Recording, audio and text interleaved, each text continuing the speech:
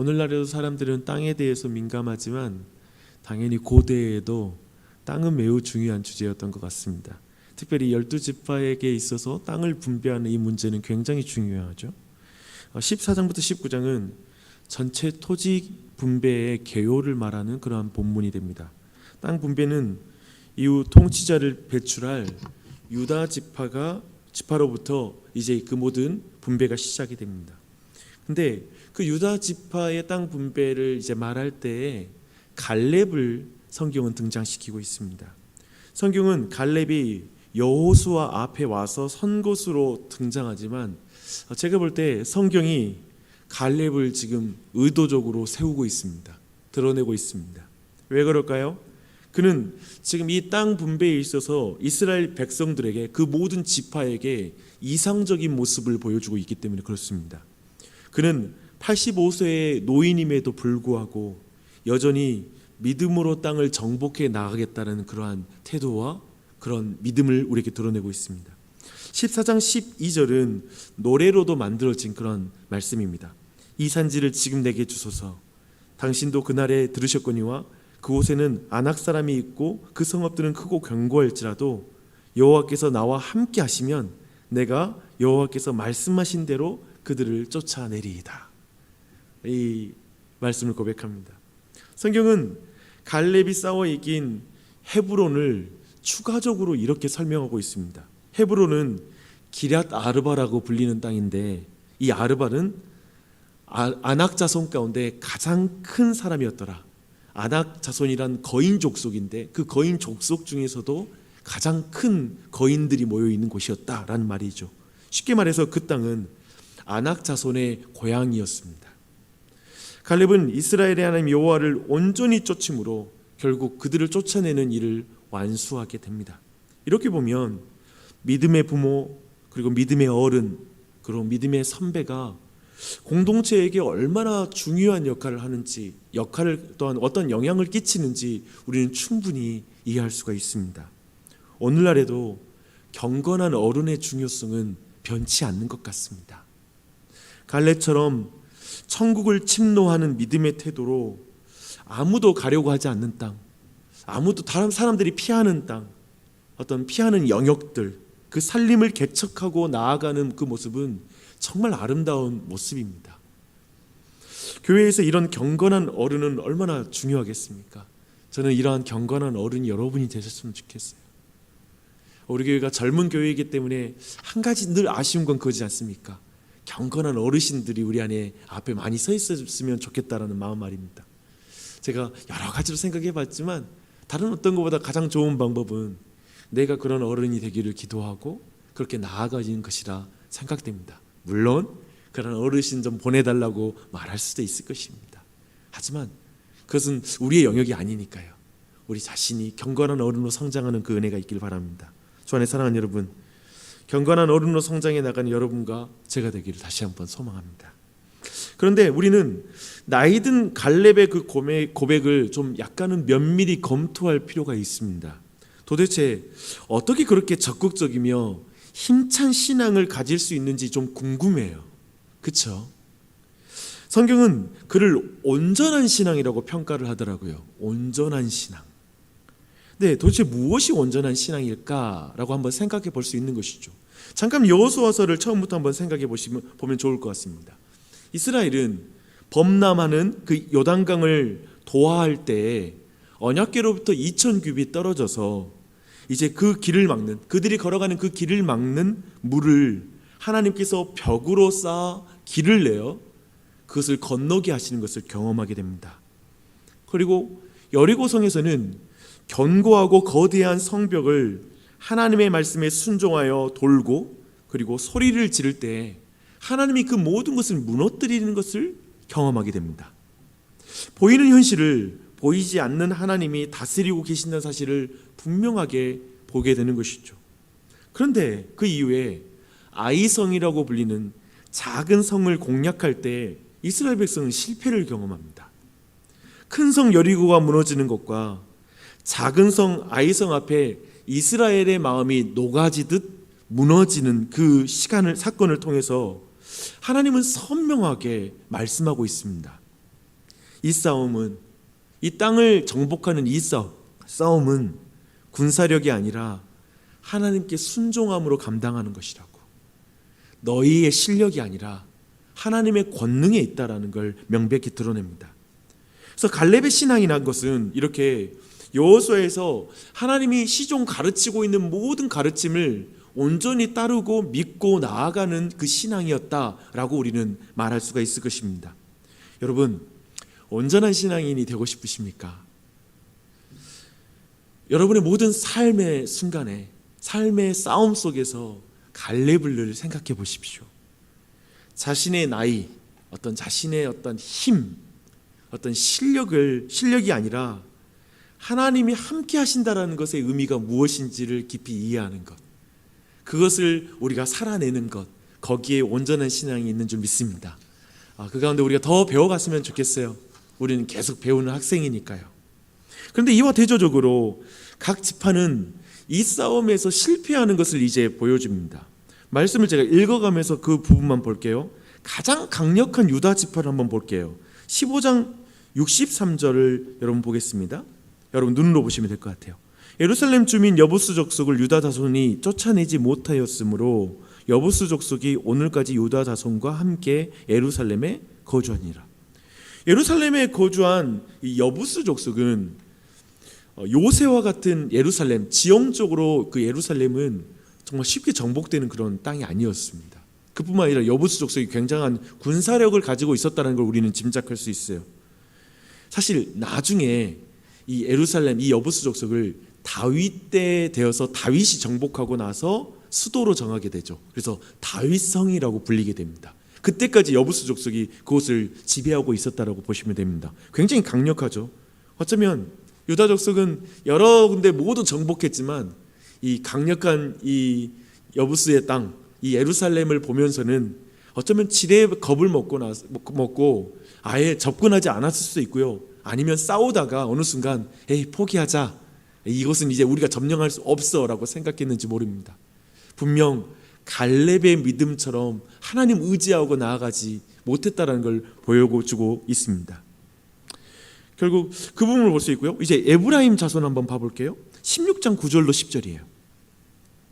그들이 게셀에 거주하는 가나안 족속을 쫓아내지 아니하였으므로 가나안 족속이 오늘까지 에브라임 가운데 거주하며 노역하는 종이 되니라. 에브라임의 경우에는 유다와 약간 다릅니다. 에브라임은 가나안 족속을 쫓아낼 수 있는 어떤 실력이 있었습니다. 굉장히 강한 지파였거든요. 근데 천천히 보면 뭐냐면 그들의 노동력을 사용하겠다라는 역발상을 했다라는 걸 볼 수 있습니다. 도리어 그들을 우리가 지배해서 우리 노동력을 쓰는 게 더 낫지 않겠어? 꼭 굳이 쫓아낼 필요가 있을까라는 생각을 하고 그들을 쫓아내지 않은 것입니다. 이건 타협입니다. 이제 므낫세 지파를 한번 봐볼게요. 17장 12절로 13절입니다. 그러나 므낫세 자손이 그 성읍들의 주민을 쫓아내지 못하며 가나안 족속이 결심하고 그 땅에 거주하였더니 이스라엘 자손이 강성한 후에야 가나안 족속에게 노역을 시켰고 다 쫓아내지 아니하였더라. 므낫세 지파는 왜 가나안 주민을 쫓아내지 못합니까? 그래서 뭐냐면 앞에 유다와 에브라임의 약간 하이브리드인 것 같아요. 제가 볼 때. 왜냐하면 므낫세는 애초에 주민들을 쫓아낼 의지가 없었던 것으로 보입니다. 그래서 약간 그 자체의 의지가 안 선 거예요. 결단이 안 선 거예요. 이들을 쫓아낼. 그러니까 도리어 가나안 족속이 떠나지 않기로 결심했다고 말합니다. 어쩌면 긴장했을 거예요.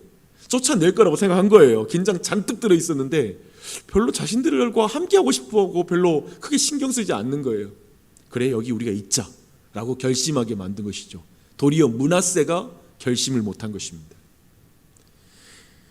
왜 쫓아낼 의지가 없었을까요? 13절을 보니까 약간 그 의미를 좀 파악할 수 있어요. 뭐냐면 힘이 없다라고 스스로 생각하는 것입니다. 나에겐 아직 힘이 없어. 나중에 힘이 생겼을 때는 어떻게 되는 줄 아세요? 그들은 이제 가나안 족속의 노동력을 착취하는 방향으로 이제 나중에 그렇게 되었다라고 말하고 있습니다. 근데 이제 우리가 지금 세 지파를 살펴보았는데요. 그런데 17장 14절로 18절 보면 있잖아요. 이 두 지파가 여호수아에게 와서 더 많은 땅을 요구하는 한 가지 중요한 사건을 오늘 우리가 본문 읽었던 내용이 나오거든요. 자신들의 인구에 비해서 땅이 적다라는 것입니다. 불평하는 것입니다. 근데 이때 여호수아가 말합니다. 좁다면 산지에 올라가서 스스로 개척해라. 그러자 요셉 자손이 말합니다. 그들에게는 철병거가 있습니다. 우리는 첨단 무기를 이길 수 없습니다. 라고 말한 것입니다. 이 모든 모습이 지금 아까 처음 보았던 갈렙과 대조되는 거예요. 85세의 갈렙의 고백과 너무 비교되지 않습니까? 그렇죠? 우리는 유다 그리고 요셉 지파 안에 에브라임과 므낫세가 있으니까요. 유다와 요셉 지파를 통해 참 많은 생각을 하게 됩니다. 유다가 참 복된 것은 뭐냐면 갈렙과 같은 믿음의 선배가 있다는 게 참 복돼요. 그렇죠? 그런데 좋은 선배가 있어도 한계는 있구나 싶어요. 우리 아버지 그리고 아니면 우리 주변에 좋은 믿음의 사람이 있어도 한계는 있을 수 있어요. 에브라임을 보면 또한 어떤가요? 역발상 신앙이라는 게 드러나요.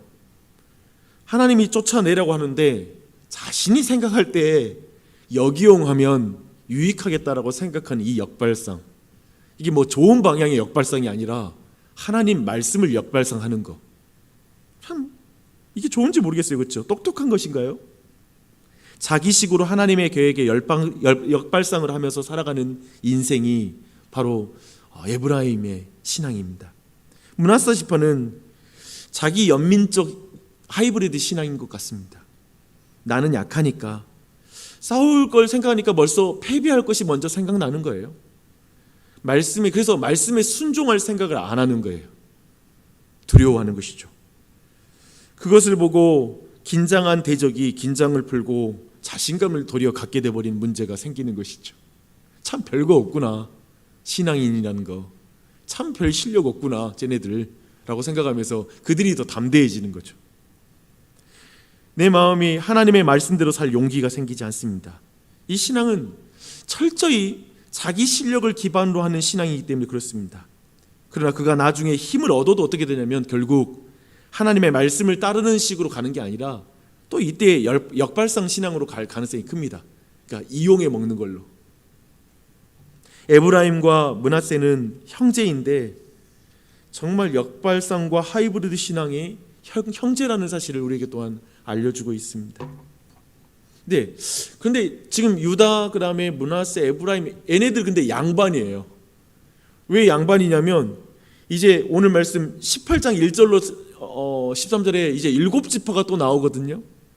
기가 막힙니다. 땅의 분배가 이루어졌는데 사실 7지파는 손 놓고 가만히 있는 거예요. 여호수아는 이미 큰 전쟁을 전체에 이겼거든요. 그러니까 생각해 보세요. 여호수아가 나이가 늙었어요. 이제 얼마 가지 않아 자신도 이제 이 세상을 떠날 텐데, 쉽게 말하면 자신이 감당한 거 뭐냐면 전체 그 전 지역에 가나안 쪽에 큰 지파들을 무너뜨리고 전체적으로는 전체를 점령을 한 거예요. 하지만 이제 각 지파가 세부적으로 구체적으로 완벽하게 정복해 나가는 문제가 생기는 거예요. 아시다시피 예를 들면 과거에 제국들이 한 지역을 점령하고 하더라도 그곳에 살고 있는 사람들에 대한 근본적인 변화가, 통치가 임하지 않으면 사실상 통치는 임하지 않고 다시 후퇴하거든요. 예를 들면 그 당시의 전쟁이란 것은 그런 의미에서는 세부적인 전쟁이 필요했거든요. 근데 그 일을 감당하지 않는 거예요. 안타까워하죠. 여호수아가 이렇게 말합니다. 여호수아가 이스라엘 자손에게 이르되 너희가 너희 조상의 하나님 여호와께서 너희에게 주신 땅을 점령하러 가기를 어느 때까지 지체하겠느냐. 저에겐 이 말이 참 와닿더라고요. 어느 때까지 지체하겠느냐. 여러분은 오늘 이제 말씀 쭉 듣는데 어떠신가요? 아마도 여러분 자신의 신앙이 여기 안에 겹쳐 보일 수 있는 것 같습니다. 갈렙, 또 좋은 선배를 두고 있어서 싸우긴 했지만 강력한 대적을 쫓아내는 것을 결국 포기한 유다, 또 힘은 있었지만 달콤한 계산으로 불순종한 에브라임, 힘이 약하다고 생각하며 싸울 마음도 세우지 못한 므낫세, 또한 애초에 싸움 자체를 기피하며 계속 말씀에 순종하기를 지체하는 것. 그 나머지 지파들. 우리 모두에게도 허락한 땅이 있죠. 그리고 예수님은 이미 모든 걸 승리하셨지만 우리 각자에게 또 싸우라고 남겨진 싸움들이 있는 것 같습니다. 내 개인과 가정, 직장에서 우리 자신은 죄와 피 흘리기까지 싸워야 되고 또 그 안에서 하나님의 뜻이 이루어지기를 구하며 우리가 순종함으로 그 가운데 확장되어야 될 땅들이 있습니다. 근데 때론 우리도 세상이 너무 강력해 보여서 안 될 거야, 안 변화될 거야 라고 뒤로 물러난 경우도 있을 것이고요. 때론 세상에 많은 것 이거 굳이 내가 싸워야 돼? 이거 다 내가 누릴 수 있는 유익한 것들이잖아. 이거 좋은 것들인데 굳이 이거 하나님 뜻이 맞을까? 라고 생각할 수 있을 것입니다. 또한 때로는 내게 힘이 없다고, 난 너무 연약한 믿음이야, 난 연약한 믿음이야 라고 자꾸 그 말을 되뇌이며 하나님 말씀을 순종하는 걸 지체하다가 시간만 훌쩍 몇 년 세월, 수십 년의 세월이 지났는지 모릅니다. 그때 갈렙을 생각해 보십시오. 제가 갈렙을 여러분에게 좀 정말 제시하고 싶은 것은 갈렙의 어떤 탁월함을 주목하는 게 아닙니다. 제가 참 그렇게 신앙 많이 배웠던 것 같아요. 갈렙과 여호수아 그런 거 말 들을 때 자꾸 탁월한 걸 생각했던 것 같아요. 아니에요. 성경의 강조는 갈렙은 노인이에요. 도리어 85세가 강조되는 거예요. 또한 갈렙의 어떤 탁월한 벤처 정신을 본받자, 벤처 신앙? 또 갈렙에서 그걸 찾아내서 설교를 하더라고요. 벤처 신앙, 남들이 생각하지 못하는 그 살림을 개척하는 벤처 신앙을 본받자. 그건가요? 도전의식? 긍정의 힘 따위를 주목해야 됩니까? 특별히 또 그런 사람 있잖아요. 사업가 정신이 있는 그런 신앙인들. 지금 그걸 말하는 것입니까? 아니요. 지금 갈렙의 신앙에서 보여주는 것은 전혀 그런 게 아니에요. 지금 여호수아의 전체 맥락에서도 계속해서 누구 사람 잘나다, 그 사람의 탁월함을 강조하는 게 아니잖아요. 하나님이죠. 하나님을 온전히 믿는 신앙. 도리어 하나님께 모든 능력이 나왔다라는 걸 우리가 보게 되는 거죠. 갈렙의 특징이 아니라 하나님을 믿었을 때 거기로부터 용기가 생기고 담대함이 생기고 정말 남들이 포기하는 문제가 정복할 땅으로 보이게 되는 거고, 강력해 보이는 곳에 내가 나가겠다는 생각은 어떤 내 자신의 어떤 특징에서 나오는 게 아니라 하나님을 온전히 믿을 때 나올 수 있는 특징이라는 게 도리어 강조되고 있습니다. 여러분 어떤가요? 내 자신과 대적만 보이는 삶을 살아가십니까? 아니면 하나님이 보이는 삶입니까? 이게 아마도 물음일 것 같습니다. 저는 기도하는 자리에서 그것이 판명되는 것 같아요. 기도하는 자리는 사실 굉장한 노동입니다. 쉽게 기도가 나오지 않아요.